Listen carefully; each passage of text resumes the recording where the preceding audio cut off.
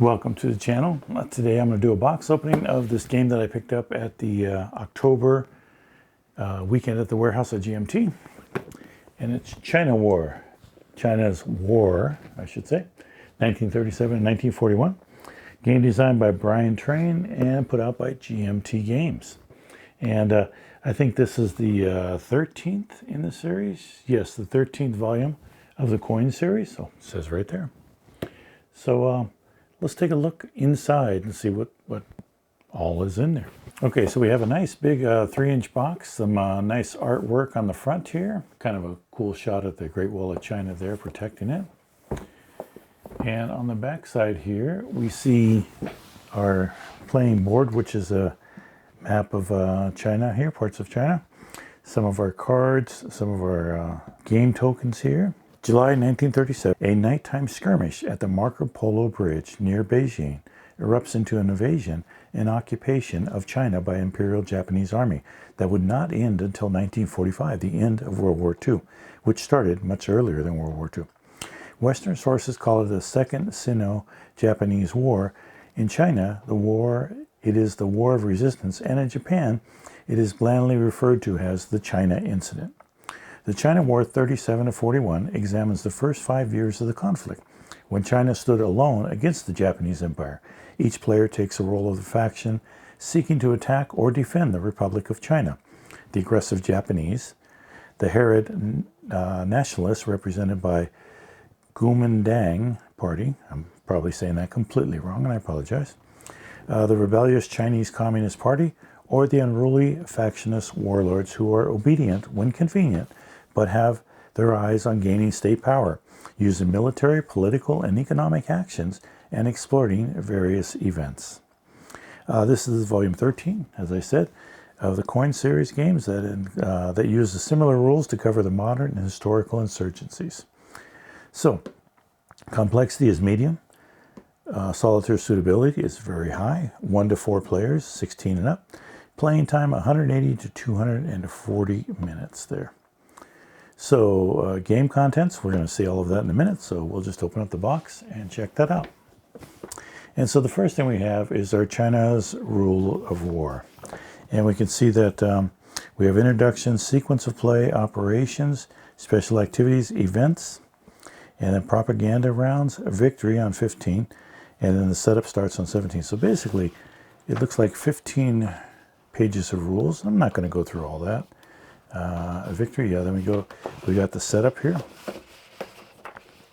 And then the rules of play, and the rules of play here. And then key terms and indexes there. So there's our rules of volume 13. Rules and reference booklet. And so this one has overviews, golden rules, victory, setup, sequence of play, operation reference, special activity reference, events reference, and non-player example of play on page 12.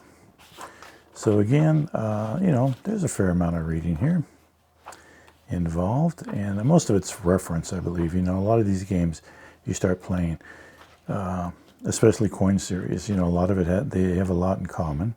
And here is just an example of play. All these are example of play here.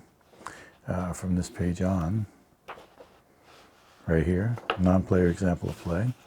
So how the non-player functions. And that's our second book.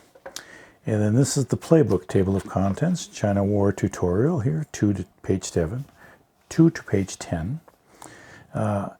Faction interaction, pronunciation guide, oh, I'm going to need that. Event tips and backgrounds, the battle for China. Designer notes, bibliography, and credits on this book here. And so that's all of what's in here. And like I said, I don't like to go through these. I think, once you get them, you'll go through it all. But it has all of the stuff here that you may need, Battle for China, and always some good references, what I like to read, the history. That was all involved here. So that's our next book. And then we start getting into, looks like player aids. So let's get these on out here. And we have 4 player aids here. As in most coin series games, you have each player gets a player aid which has the Nationalists, the Warlords, Communist Party of China, and Japan. So you have all of the stuff that they can do throughout the game here that you refer to, and you refer to that a lot. Non-player sheet, Sun Wukong, and so this is the book that's non-player, shows you how to read from that, how to use this. And then we have a player aid with event instructions. Let me get this on open here. And you can see that we have all the way to 32 here to here, so event instructions. Oh, all the way to 48, my mistake. And then MP propaganda round instructions, non-player. And then we have propaganda instructions, so we follow that for the propaganda round. And the general assault procedure here. So we just follow that. So these player aids do work out quite nicely. And we have our counter sheet here. And we don't have a lot of counters, you know. We do have some counters, but here's the front side of the counter sheet right there. And then here is the back side right there.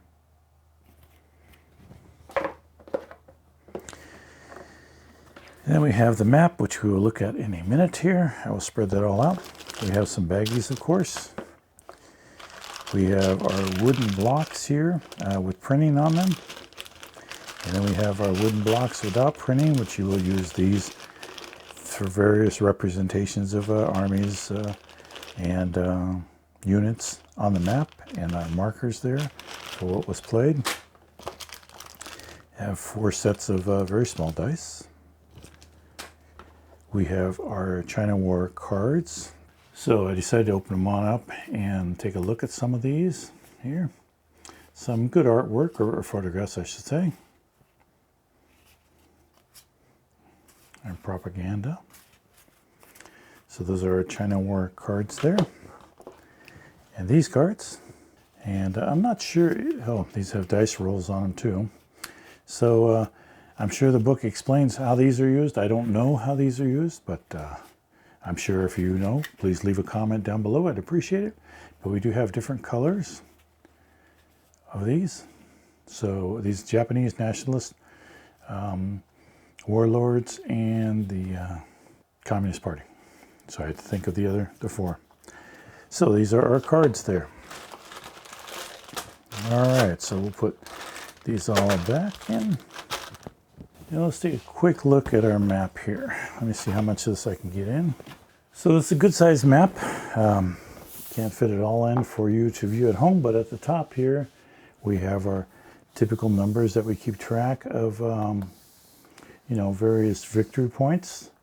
Warlords available force, nationalists, the Communist Party, and Japan. Here, available forces, casualty, out of play. Capabilities on this side here. And on this side here, we got eligible factions here. And then we have our map, which is really a nice looking map. This is pretty nice looking, actually. So, yeah, so that's our map. I'll just do a little circle here through it so you can see everything. All right, so that's our China War map there. Okay, I know that was a rather quick look at China War, China's War. I keep saying China War instead of China's War. 1937 and 1941, the newest coin game from GMT. So if you're on the P500, lucky enough to get that, you probably have this in your hands already. If not, you know, it might be worth picking up, especially if you enjoy coin games, which a lot of people do. So thank you for watching. Please do like and subscribe, and we'll see you in the next one.